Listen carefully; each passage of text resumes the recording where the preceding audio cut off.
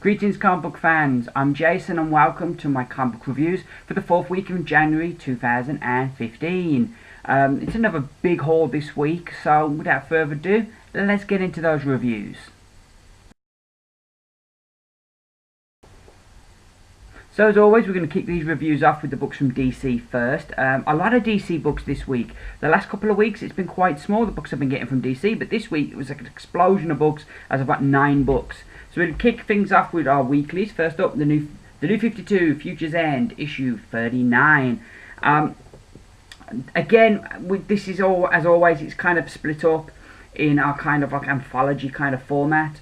All the different stories getting their own little bit and not jumping between the stories. However, this issue we do top and tail it with the Justice League story. I'm really enjoying the whole thing with Dr. Polaris. It's a very interesting kind of different take of the way that they're rather than fighting with the villain saying, well, this is what you want, you've justified in going for it, so if you help us, we'll help you. A very different kind of approach for a superhero book, so I quite like that. And at the end, the whole mystery of what's going on I also liked, though we all kind of have a feeling it's Brainiac, but it's still, the way they're setting it up is really nice. I thought, despite some fun dialogue, I'm really quite bored with the 50 Sue story arc.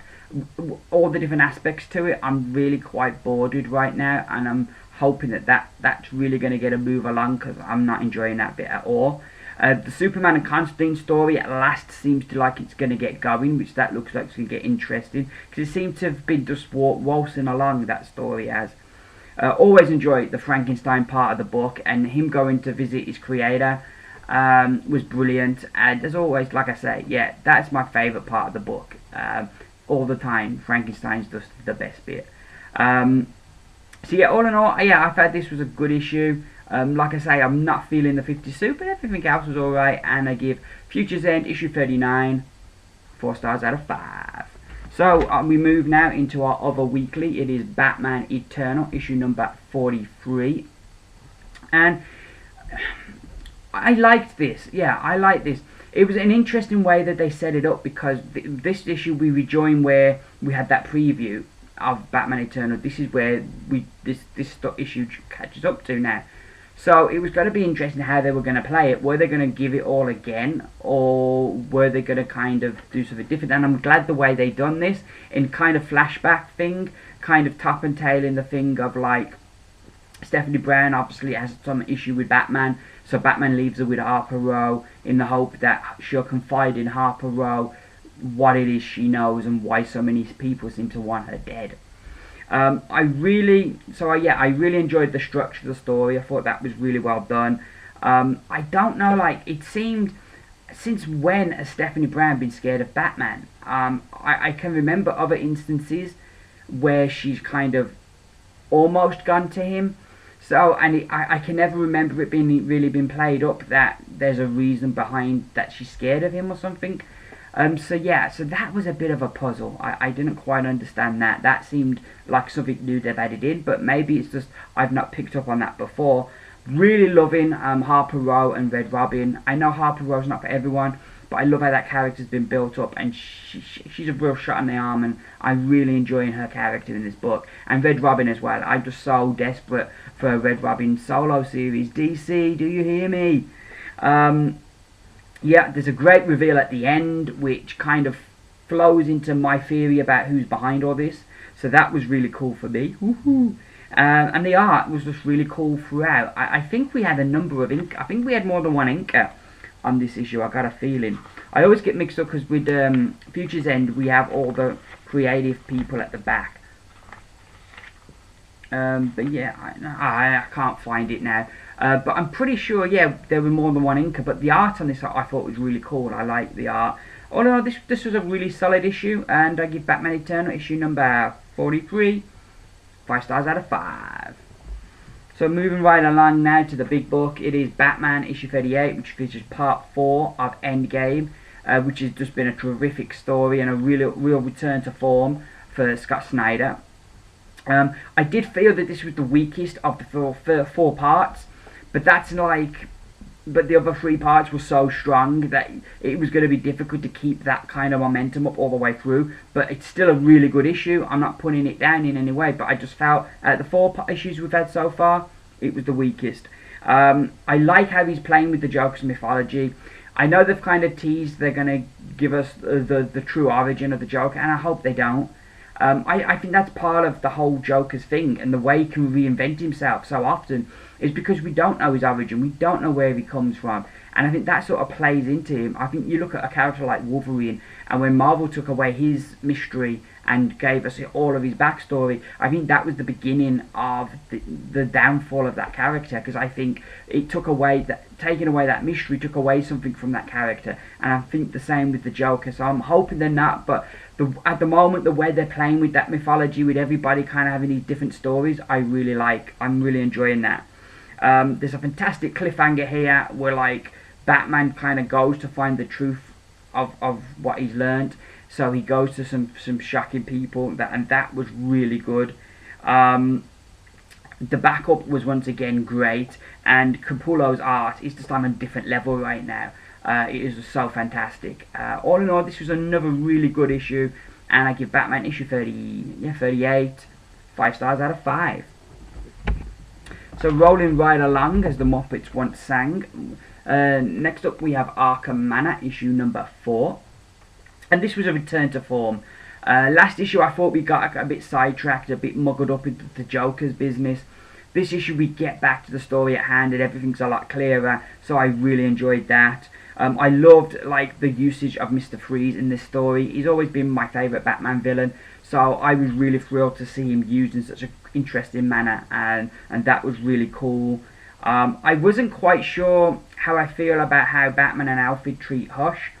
The whole thing with them locking him up, okay, he knows Batman's secret identity, and if he goes to prison, he could blurt it out to everyone, but it's like, so that means Batman takes the law into his own hand and starts imprisoning people? Like, that's an offence, and Batman's the one, I don't kill, I don't use guns, you know, but then he has no regard for the law because he's capturing someone just because they know his secret identity, you know. So I do feel, and I think that's the thing at the moment, too many people I think know that secret identity. It's not like it used to be where like only a small few, loads of people know who Batman is. So, you know, you're on rocky ground anyway. It's got to come out at some point, the more people know. But yeah, I was a bit uncomfortable with all of that. The ending to the story was great, and it definitely hooked me to come back next issue.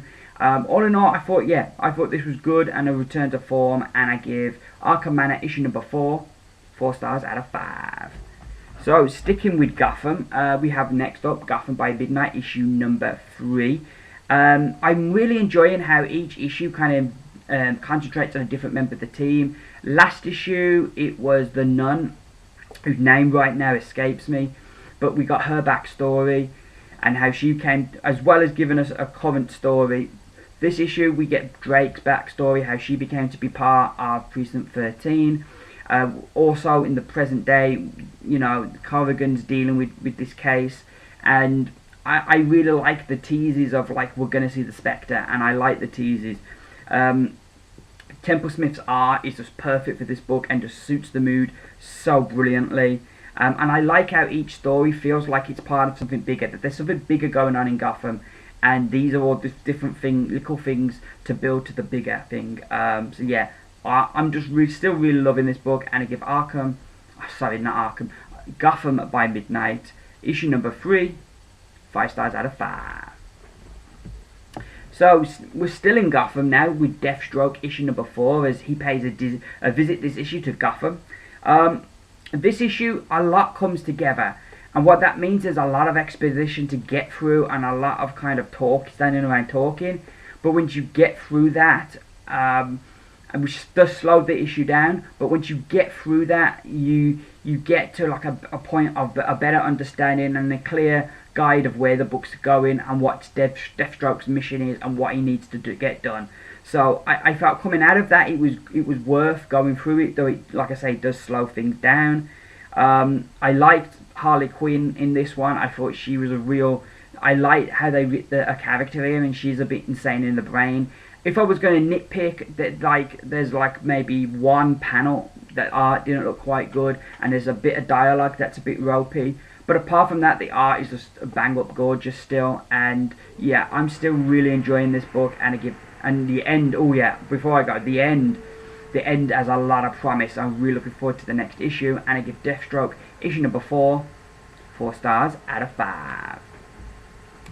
So next up we have Aquaman issue number 38, and this story, part 4 of Maelstrom. Sorry, this story's been good, and this continues it being good. I didn't feel this was as strong as the previous parts. I think the movie's moving along nicely, but maybe this issue, I think it maybe moved too fast. I think he got through things a bit too quickly and a bit too easily, and maybe the threats were a bit too obvious, and maybe something else a bit different would have been nice.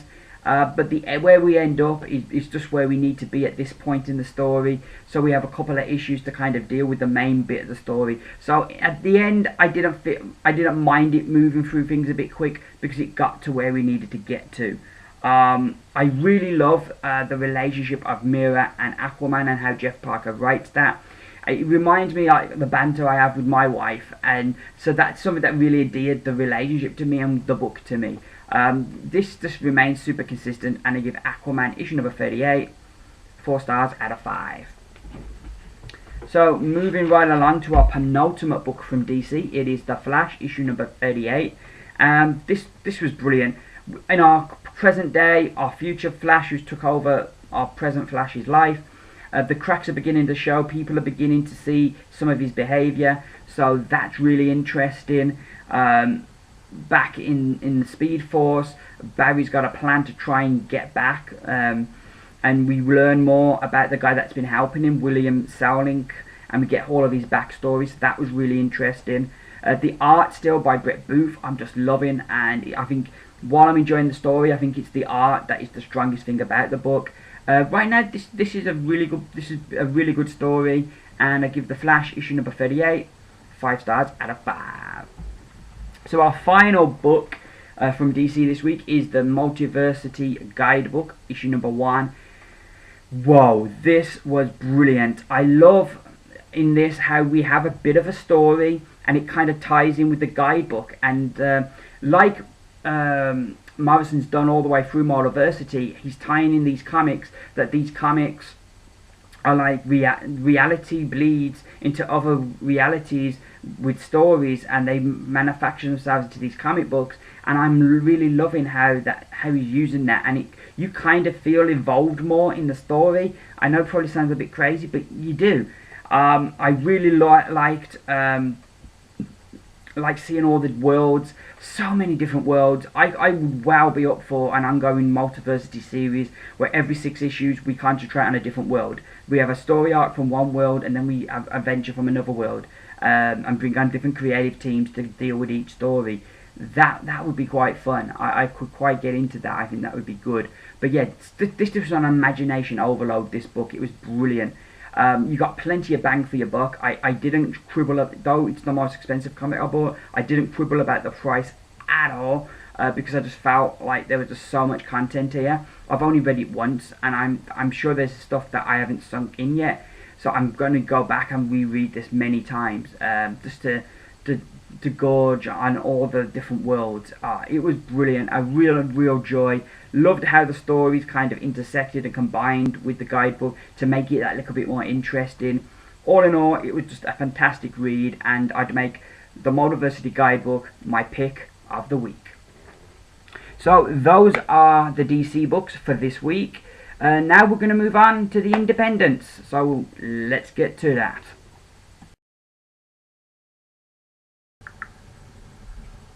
So now on to the independent books I picked up this week. We've got 2 books from Image to review and 3 from Valiant. So getting into the Image books first, we start off with Alex and Ada issue number 12.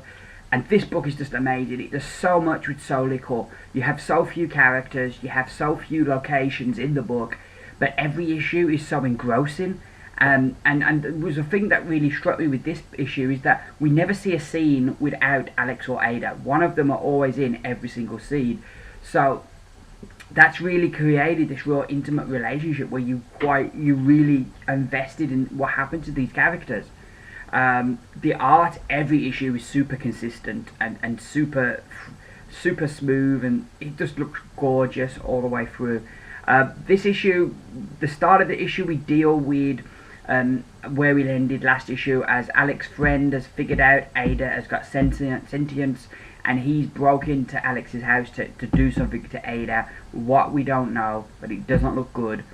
And so we deal with that first, and we have the ramifications of all that. And then midway through the book kind of throws you a curveball, and there's a couple of real shocking turns by the end of the book, and you're just left like, wow, I want the next issue now. Brilliant book. Look forward to it every month. I'm super invested in it, and I'm sad it's going to come to an end, because I think I heard, and I might be wrong on this, but I think I heard it was going to finish around issue 15, which is sad if it does happen, but it's going to be interesting how they're finishing the story. But yeah, this was brilliant, and I'd give Alex and Ada issue number 12 5 stars out of 5. Next up we have Theyll Not Like Us issue number 2. I really like how the comic kind of starts on the cover. That is the part of the story. You see them flip over and you go into the story. So I really like that. I think that is a unique and different way to start a book, so I like that. The story itself was an interesting journey. The first issue I enjoyed. I didn't like all the characters, except for our main protagonist, Sid. The rest of the characters are not that nice.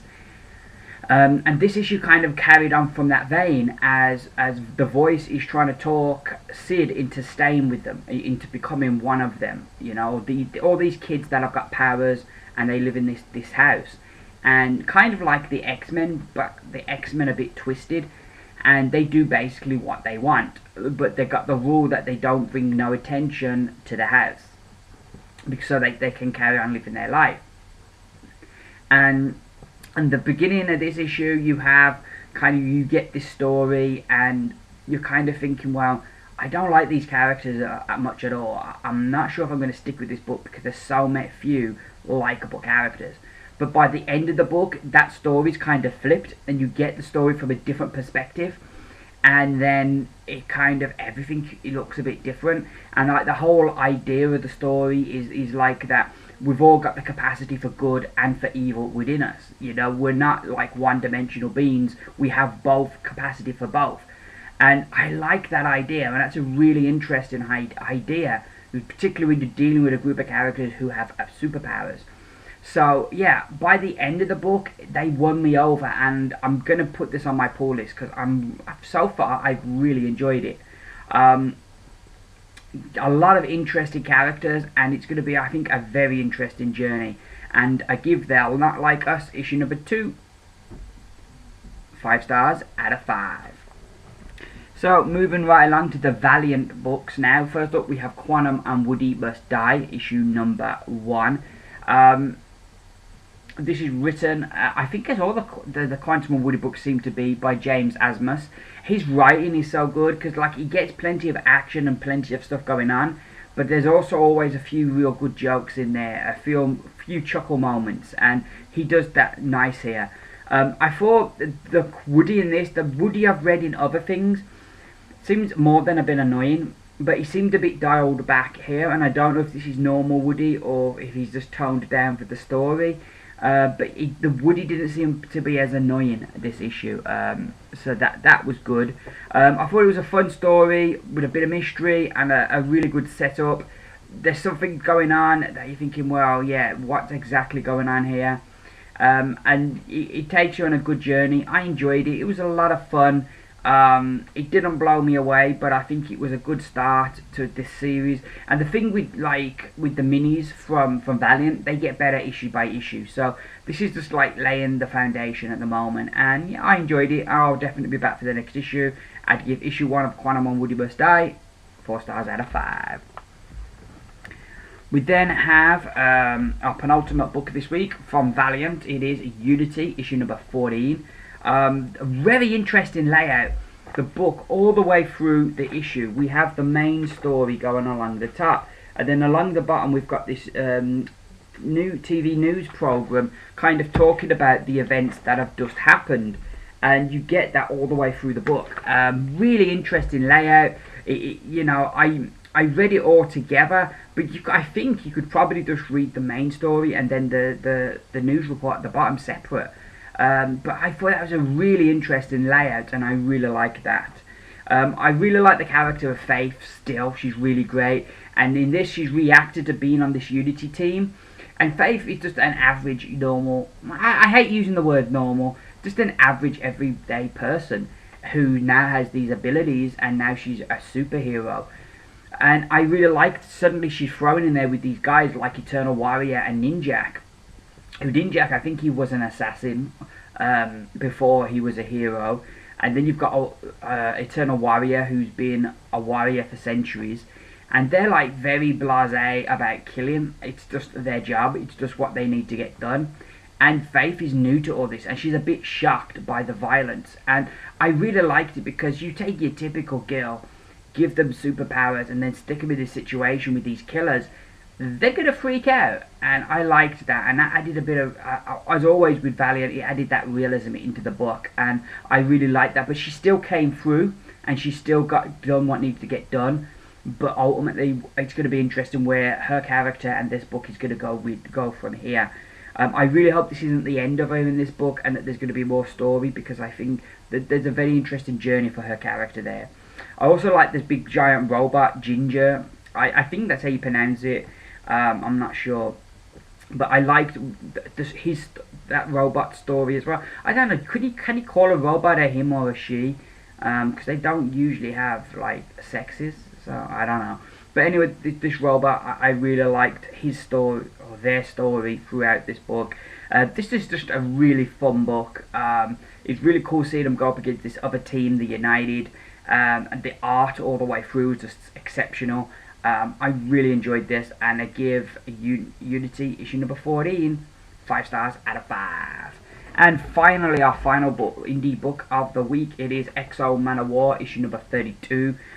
This, I think, it would be out of this and Right for my favourite Valiant book, but this issue of Exo Man of War was brilliant. It concludes the Armorines story, and it's basically, Eric is just 100% badass. This issue, last issue, they kind of, he was, because of all the stuff that's happened during the Armor Wars, the UN are a bit nervous about Exo Man of War now that the world know about him. So he was going to put himself in front of their inspectors so they could have a look at him and have a look at the technology and stuff, and just any questions they had. But the guy that they paid to do it, Zahn, was it Philip Zahn, I think his name was,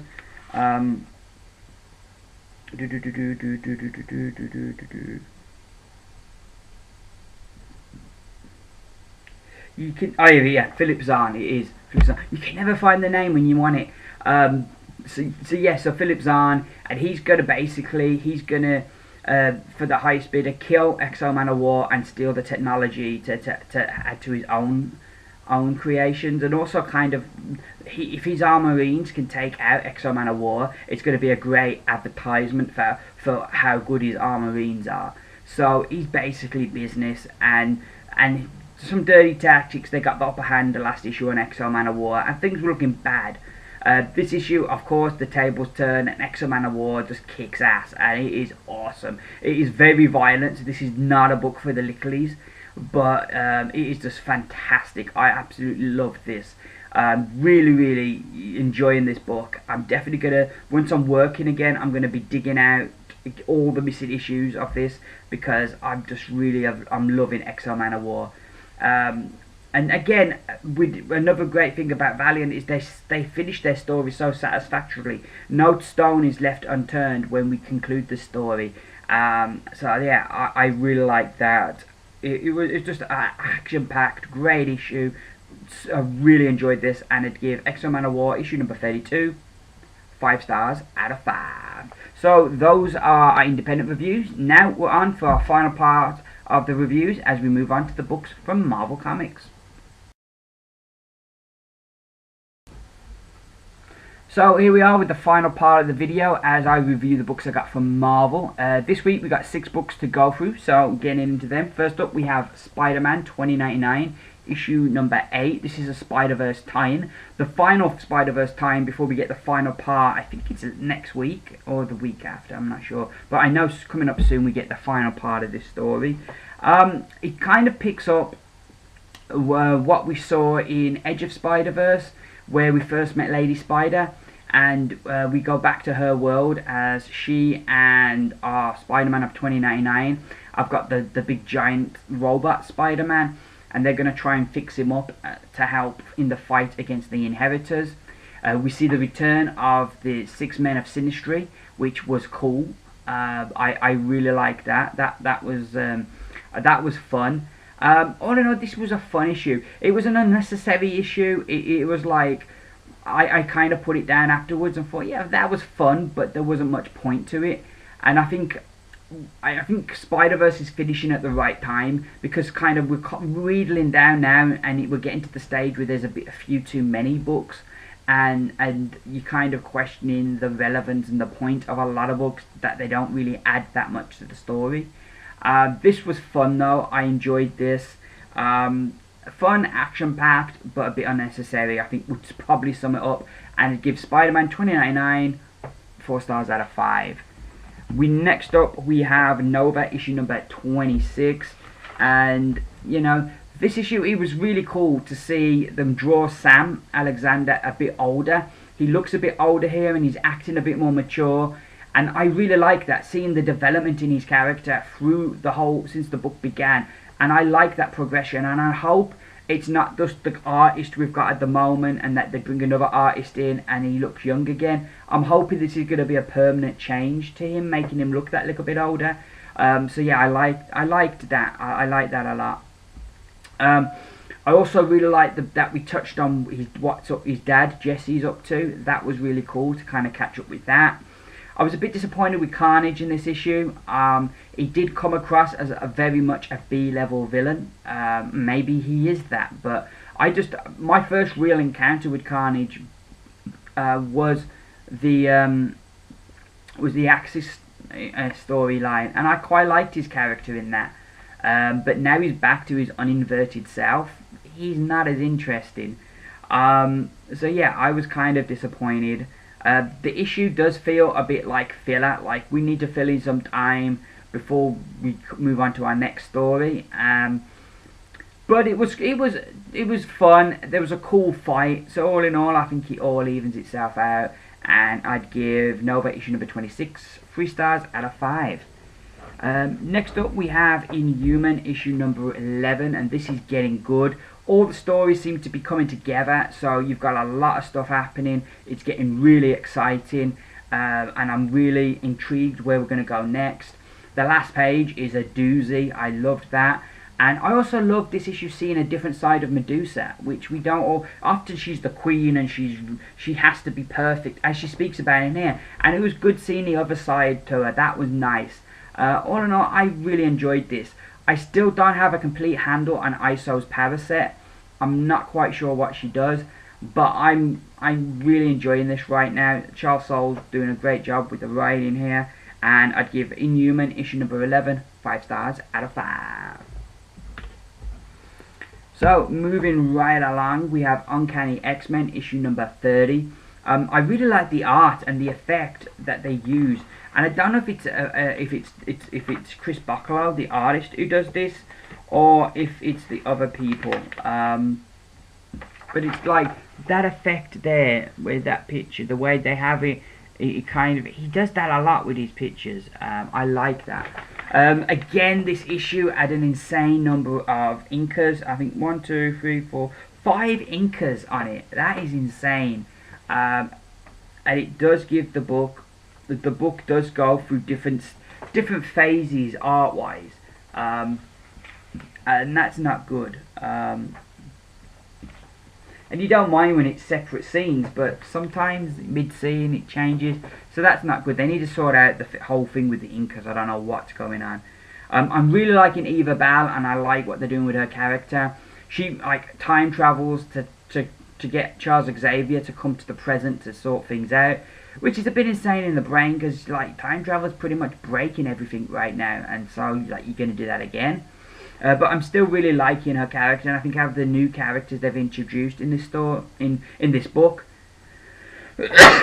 oh excuse me, the characters they've introduced in this book, I think she's definitely the most interesting. So that might be because we've had 2 annuals to explore her character and to flesh her out. I like what's going on with Matthew. That's quite interesting and quite shocking, some of the stuff that happens. You've got to think they're going to reverse some of the stuff here, with the crazy stuff that's happening. Which, I don't know, I'm getting a bit tired of that as like a story motif. We had that happen in Uncanny XMen, where, not Uncanny Avengers, sorry, with Rick Remender, where like we thought, oh god, all these characters have been killed, and then like they time travel or do something timey-wimey to reverse it all. I'm kind of getting a bit bored of that as a thing. There's only so many times you can use something across all the different books before it becomes a bit tired. And I am a bit fed up of that, because you kind of think, because like even now I'm thinking, yeah, they're not dead, the characters they've killed, they've got to come back somehow. So yeah, that's, I wish they'd stop using that as much, but we don't know for sure they have done that yet. But there were some shocking turns in here. Like I said, the art was good, and I really enjoyed this issue, and I give Uncanny XMen issue number 30 5 stars out of 5. We then have, next up, we have New Avengers, issue 29. An interesting character they've got there on the cover, which I got quite excited when I saw this cover. Because like Secret Wars was my introduction to comics. I'd read a few comics before then, but that was the first series I got regularly. Every issue I got Secret Wars, the UK version. So I think it used to come out every fortnight. So I'd be there every fortnight buying Secret Wars. So that was the first book I got regularly, and I was religiously bought every week. So, you know, seeing this character is got me a bit pumped up. I like this issue. It fills in some of the gaps, and you know, I like seeing some of the things that the Illuminati tried to do earlier on. That was quite interesting. Downside to that is some of the stuff sounded quite cool and would have been interesting to see, but yeah, this was fun. I'm liking how Hickman's writing all the characters. I think he's got a real good, at this point he's got a real good handle on them, and his just planning must be so meticulous, because like bits that you think he's forgotten about and he comes back to, it's brilliant. Really rewards long-time readers, as I've said before. We get a cool return, well, double return in a way at the end, which is brilliant. I did feel the art was a bit of a problem. I know this is supposed to be like 4 months in the future, but the characters wouldn't age that much. You know, some of the characters look like they'd aged like 20 years in like 4 months, so that wasn't good. So yeah, but I think it was just a case of there was too many lines on the face. But other than that, I had no problem. This issue, I'm saying, it's still a really good read. We're still really enjoying this, and I give a New Avengers issue number 29 4 stars out of 5. So our final book this week is Thor, issue number 4, and this was just glorious, really, really good. It fills in the gap of what happened to Thor and how did he get his arm, so we get all those answers right at the beginning, which is good. We then go into the battle of the Thors as the Goddess of Thunder takes on Thor, Odin's son, the former God of Thunder. And this is brilliant. The way that they throw down is brilliant. The way the whole thing gets resolved and the way it's left, I really loved. That was brilliant. The last page is just glorious, and I really enjoyed that. Aaron's dialogue is brilliant. There are times where there's drama and it's really, you know, edge of your seat stuff, but then there's times where it's quite light and quite funny. So I liked it. I'm still loving the mystery of who the Goddess of Thunder is. I'm hoping that they don't sort it out anytime soon. I want it to stay a mystery for a while. I remember back to when Red Hulk was first introduced, and I'm sure it was a few years before they revealed who he was. And I think if you've got a good reveal, don't rush it. Only rush it if the reveal's a bit weak who it is. If it's a bit weak, then get it done sooner than later. But if you've got a good reveal, I'd milk it and let it go, and when the time's right, reveal it. Because right now I'm enjoying the mystery, and I'm just really enjoying the whole book. Really, Jason Aaron is just like, he seems to so effortlessly write this book. The art really suits this next chapter of the story, and yeah, I'm still loving this. Still one of my favourite books, and I'd give issue number 4 5 stars out of 5. So those are my books for this week. I will be back tomorrow with my comic haul video. As New Comic Day will be upon us, and I'll be picking up some new books. It's a medium week this week. I think I've got about 15 books, maybe 16. So the numbers are beginning to go down, which is good. So yeah, please, if you like the video, give me those beautiful thumbs up. Thank you very much for watching.